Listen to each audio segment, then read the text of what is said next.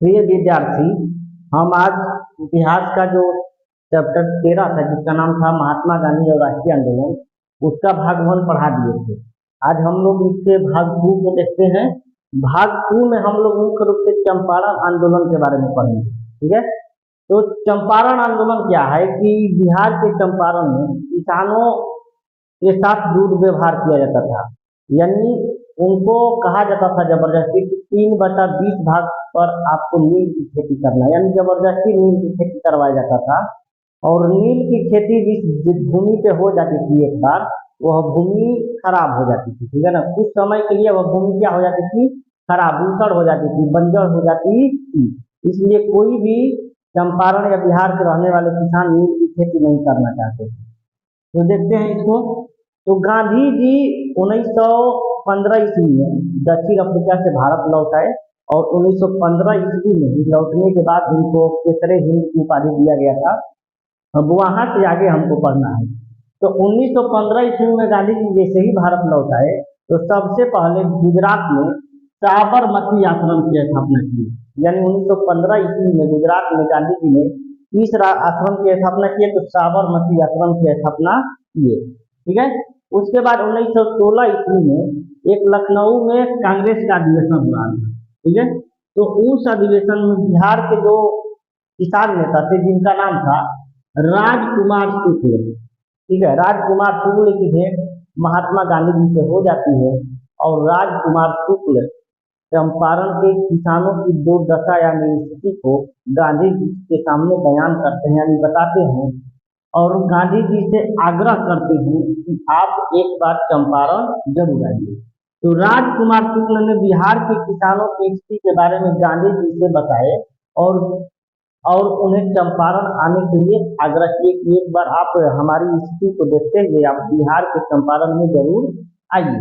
तो राजकुमार शुक्ल के कहने पे गांधी जी सन 1917 ईस्वी, ठीक है ना, यानी 15, 16 और 17 डेट को याद इसे मतलब सन को लगातार याद रखना है कि 15 में साबरमती आश्रम, 16 में लखनऊ कांग्रेस का लखनऊ अधिवेशन हुआ था जिसमें नरम दल और गरम दल मिल गए थे एक ही में। ठीक है, तो 1917 ईस्वी में गांधी जी बिहार के चंपारण आए। इस प्रकार वहां पे चंपारण सत्याग्रह का आंदोलन की शुरुआत हुआ। चंपारण के किसानों से 3 कटिया व्यवस्था यानी अंग्रेजों ने 3 कटिया व्यवस्था लागू हुआ था। इसके अंतर्गत 3/20 भाग जमीन पर नील की खेती जबरदस्ती, कोई किसान तो करना नहीं चाहता था लेकिन उसे जबरदस्ती नील की खेती करवाया जाता था। गांधी जी का भारत में यह पहला आंदोलन था। यानी पूछेगा गांधी जी का भारत में पहला आंदोलन कौन था, तो चंपारण सत्याग्रह आंदोलन। गांधी जी ने भारत में प्रथम सत्याग्रह का प्रयोग, यानी पूछेगा गांधी जी द्वारा भारत में प्रथम सत्याग्रह का प्रयोग कहाँ किया गया था, तो चंपारण में किया गया था। अब खाली पूछेगा गांधी जी ने सत्याग्रह का पहला प्रयोग कहाँ किए थे, गांधी जी द्वारा सत्याग्रह का पहला प्रयोग कहाँ किया गया था, तो दक्षिण अफ्रीका हो जाएगा। लेकिन भारत में पूछेगा तो कहाँ हो जाएगा, चंपारण बिहार में। चंपारण सत्याग्रह आंदोलन में गांधी जी को रविन्द्रनाथ टैगोर ने महात्मा और खान अब्दुल गफ्फार खान ने मलंग बाबा की उपाधि प्रदान किए थे। यानी 2 व्यक्तियों द्वारा उनको उपाधि प्रदान किया गया। यानी गांधी जी को रविन्द्रनाथ टैगोर ने महात्मा की उपाधि, यानी पूछ देगा कभी कभी कि गांधी जी को रविन्द्रनाथ टैगोर ने इस आंदोलन में महात्मा की उपाधि दिए थे, जो चंपारण सत्याग्रह आंदोलन है। ठीक है, और खान अब्दुल गफ्फार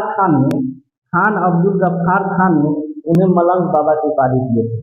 चंपारण सत्याग्रह आंदोलन में गांधी जी के कुछ प्रमुख साथी थे। उन साथी का नाम है राजकुमार शुक्ल तो रहेंगे क्योंकि उन्हीं के द्वारा तो बुलाया गया है।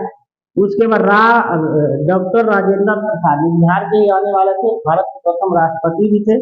डॉक्टर राजेंद्र प्रसाद, मजहरुल हक, जेबी कृपलानी और महादेव देसाई। यानी गांधी जी जब चंपारण सत्याग्रह आंदोलन कर रहे तो उनके साथ में ये लोग भी थे, राजकुमार शुक्ल, डॉक्टर राजेंद्र प्रसाद, मजहरुल हक, जेबी कृपलानी और महादेव देसाई।